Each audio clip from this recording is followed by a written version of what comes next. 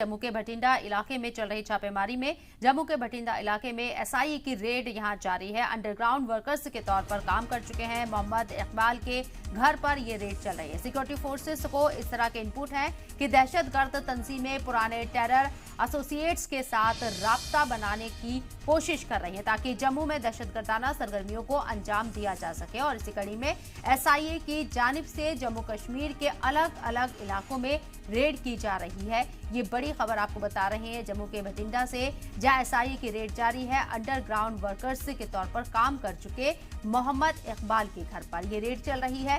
Security forces को इस तरह के इनपुट्स हैं कि दहशतगर्द तंजीमें पुराने टेरर एसोसिएट के साथ राब्ता बनाने की कोशिश कर रही हैं ताकि जम्मू में दहशतगर्दाना सरगर्मियों को अंजाम दिया जा सके। और इसी सिमत में, इसी कड़ी में अब एसआईए ने जम्मू कश्मीर के अलग अलग इलाकों में रेड की मंसूबाबंदी की है और यहाँ कई इलाकों में रेड भी चल रही है। ये जो खबर सामने आ रही है जम्मू के भटिंडा से है, जहां एसआईए ने रेड डाली है। जो पुरानी टेरर तंजीमें हैं वो यहाँ जम्मू के अंदर दहशतगर्दाना सरगर्मियों को अंजाम देना चाहती हैं। ऐसे इनपुट्स फौज के पास हैं और एसआईए इस पूरे सिमत में आगे बढ़ते हुए रेड डालकर कार्रवाई कर रही है। इस तरह